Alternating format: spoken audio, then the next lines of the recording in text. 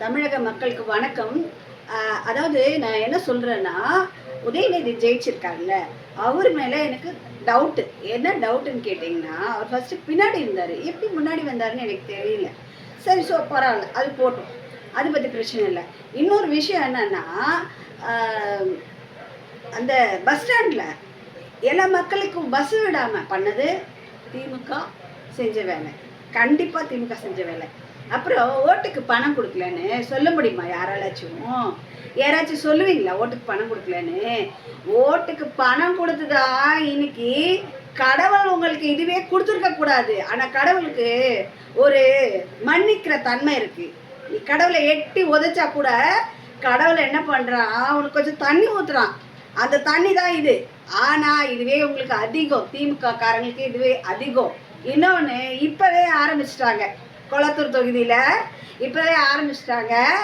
வாழ்க வாழ்க வாழ்க வேணும் ஒரு ட்ராமா ஒன்று போட ஆரம்பிச்சிட்டாங்க. இனிமேல் ட்ராமா நிறைய போடுவார் யார், ஸ்டாலின். ஆனால் அவரோட அரசில் என்னென்ன குற்றம் நடந்திருக்குன்னு அவருக்கு தெரியாதா இல்லை மக்களுக்கு தெரியாதா? நான் கேட்குறேன். விஜய்க்கு இன்னைக்கு 10 தொகுதி கம்மியாக இருக்குது, ஓகேவா? 10 தொகுதி கம்மியாக இருக்குது.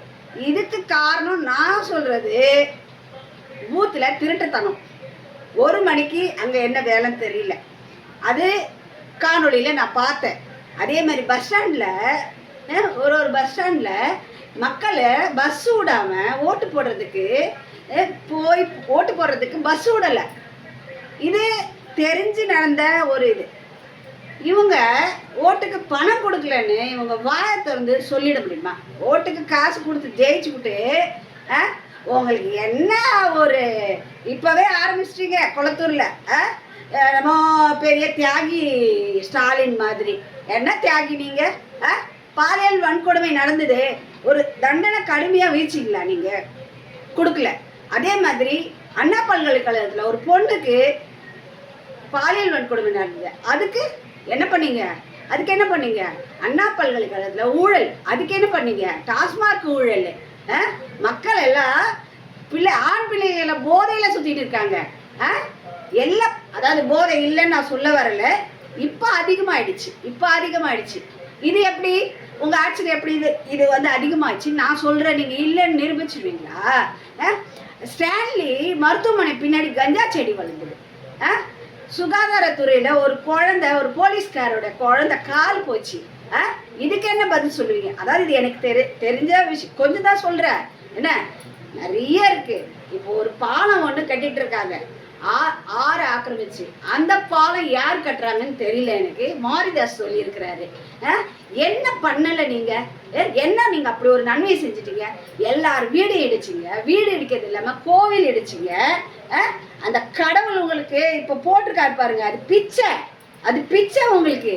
துர்கா ஸ்டாலினுக்கும் நான் சொல்கிறேன், கடவுள் இப்போ எதிர்கட்சியா வர்றதுக்கு ஒரு வாய்ப்பு கொடுத்துருக்காரு பார்த்தியா? என்னதான் கடவுளை நம்ம எட்டி வச்சா கூட கடவுள் என்ன பண்ணுவாராம், அவரு நல்லதுதான் செய்வாராம். அது மாதிரி தான் உங்களுக்கு இந்த பிச்சை. ட்ராமா பண்ணாதீங்க குளத்தூர்ல. அது அந்த ட்ராமாலாம் நீங்களே வச்சுக்கோங்க. ஏன்னா நீங்கள் எதிர்கட்சியாக இருக்கும்போது எவ்வளோ ட்ராமா பண்ணீங்க. ஆன்ஸ் பேக்கெட் தூக்கிட்டு வந்தீங்க. ஏன் நீங்கள் உங்கள் ஆட்சியில் ஆன்ஸ் பேக்கெட் இல்லையா? நான் காமிக்கலான்னு தான் நினச்சேன். ஏன்னா அது தப்புன்னு சொல்லி தான் நான் காமிக்கல. என்ன நடக்கல உங்கள் ஆட்சியில்? இன்னைக்கு ஒரு மனுஷன், ஒரு மனுஷனா ஜெயிச்சு வந்திருக்காரு. நீங்கள் அதுக்கெல்லாம் தலை வணங்கணும், வெக்கப்படணும். நீங்கள் உங்கள் ட்ரௌசர் கீஞ்சு போச்சு பாரு இப்போ.